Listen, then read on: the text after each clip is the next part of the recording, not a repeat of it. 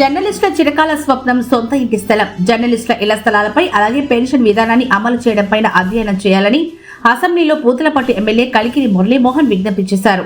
కలికిరి మురళీమోహన్ గారు 2 నిమిషాలు. ధన్యవాదాలు అధ్యక్ష.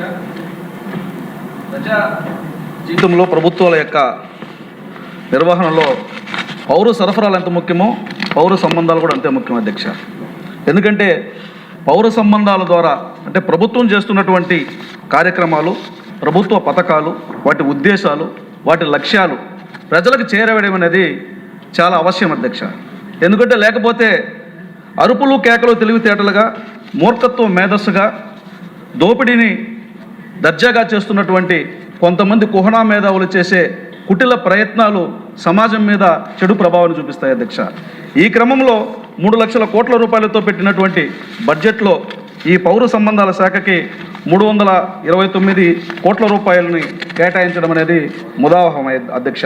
అంటే పౌర సంబంధాల ద్వారా 4th ఎస్టేట్గా పిలువబడుతున్నటువంటి ప్రెస్ కూడా గౌరవం, ముఖ్యంగా ఆత్మగౌరవంతో పనిచేసే విభాగాల్లో ప్రెస్ కూడా ఒకటి అధ్యక్ష. ఉమ్మడి రాష్ట్రంలో కానీ ఇప్పుడు కానీ ప్రెస్కి ప్రాధాన్యత ఇవ్వడంలో గౌరవ నారా చంద్రబాబు నాయుడు గారు చేసినటువంటి ప్రయత్నం ఎప్పటికీ మరిచిపోలేదు అధ్యక్ష. చరిత్రలో సువర్ణాక్షరాలతో నిలిచిపోయే అధ్యాయాలు ఎన్నో ఉన్నాయి అధ్యక్ష. ఎందుకంటే నేను కూడా కొంతకాలం జర్నలిస్ట్గా పనిచేశాను. గ్రామీణ ప్రాంతాల్లో విలేకరులుగా పనిచేస్తున్నటువంటి వారికి అక్రిడేషన్లు ఉండేవి కాదు అధ్యక్ష. అలాంటిది 1996లో చంద్రబాబు నాయుడు గారు ముఖ్యమంత్రి కాగానే గ్రామీణ ప్రాంతాల్లో పనిచేస్తున్నటువంటి ప్రతి విలేకరికి కూడా అక్రిడేషన్లు ఇచ్చి బస్ పాసుల సౌకర్యం కల్పించినటువంటి గొప్ప చరిత్ర నారా చంద్రబాబు నాయుడు గారు తీసుకున్నారు అధ్యక్ష. అలాగే సంస్థల లక్ష్యాలతో కాకుండా, వారి యొక్క దృష్టితో కాకుండా జర్నలిజంలో కొన్ని విలువలను పాటిస్తూ సమాజానికి ఉపయోగపడే పనులు చేయాలని ప్రెస్ అకాడమీని కూడా స్థాపించినటువంటి గొప్ప ధీరోదాత్తమైనటువంటి నాయకత్వం నారా చంద్రబాబు నాయుడు గారి అధ్యక్ష. అంటే ఇవన్నీ ఎందుకు చెప్తున్నానంటే ఒక చిన్న ఉదాహరణ మాత్రం చెప్పాలి అధ్యక్ష. బీసీలకి ఆదరణ పథకాన్ని ప్రవేశపెట్టారు అధ్యక్ష. అంటే కుటిల మేధావులు చేసే కుహనా ప్రయత్నాలు సమాజం మీద ఎలాంటి ప్రభావాలు చూపిస్తాయంటే బీసీలకు ఆదరణ పథకం అనేది, ఒక్క నిమిషం అధ్యక్ష ప్లీజ్ అధ్యక్ష. బీసీలకు ఆదరణ పథకం అనేది వాళ్ళ జీవితాల్లో సమున్నతమైనటువంటి మార్పులు తీసుకొచ్చారు అధ్యక్ష. 2 ఉదాహరణలు అధ్యక్ష. రజకులకి ఈరోజు ఇస్త్రీ పెట్టెలు ఇస్తాము, దాని ద్వారా మీరు టిప్ టాప్గా జీవించడానికి అవసరమైనటువంటి ఒక షాపులు పెట్టుకోండి అన్నారు అధ్యక్ష. అప్పట్లో ఉన్నటువంటి జగన్మోహన్ రెడ్డి మిమ్మల్ని ఇస్త్రీ పెట్టెలకు పరిమితం చేస్తారా, లేకపోతే మీ జీవితాలు ఇంతేనా అని దుష్ప్రచారం చేశారు అధ్యక్ష. ఈరోజు మనం వేసుకుంటున్నటువంటి బట్టలన్నీ ల్యాండ్రీకి ఇస్తున్నాం అధ్యక్ష. ల్యాండ్రీలు ఎవరు నడుపుతున్నారు అధ్యక్ష? వాటిలో ఆదాయం లేకపోతే, వాటిలో ప్రయోజనం లేకపోతే ల్యాండ్రీ షాపులు ఎట్లా నడుస్తాయి అధ్యక్ష? అలాగే నాయి బ్రాహ్మణులు అధ్యక్ష.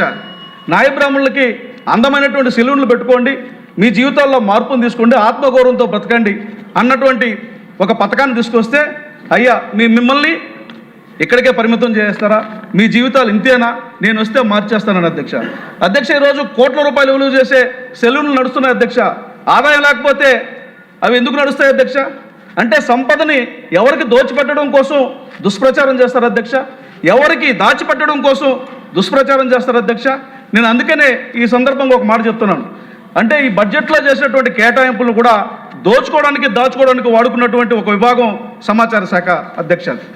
గతంలో మీడియాకి ఇవ్వాల్సినటువంటి ప్రాధాన్యతలను పక్కన పెట్టి తన సొంత ఛానల్కి, తన సొంత పత్రికకి కోట్ల రూపాయల ధనాన్ని బడ్జెట్ రూపంలో తన ఖాతాలోకి మళ్లించుకున్నటువంటి ఒక దుష్ట పాలన గురించి ఈ సందర్భంగా ప్రస్తావించాలి అధ్యక్ష.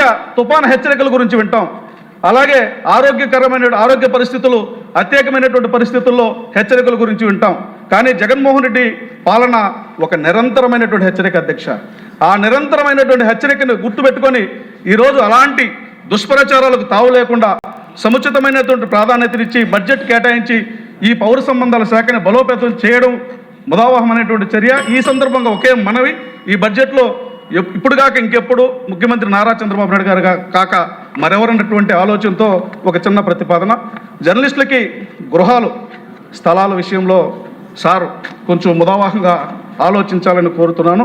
అలాగే దక్షిణ భారతదేశంలో కేరళ, తమిళనాడు, ఉత్తర భారతదేశంలో జమ్మూ, హర్యానా, ఈ రాష్ట్రాల్లో కూడా పెన్షన్ విధానం అమల్లో ఉంది. దానిపైన కూడా అధ్యయనం చేయమని మీ ద్వారా కోరుతున్నాను అధ్యక్ష. ధన్యవాదాలు అధ్యక్ష.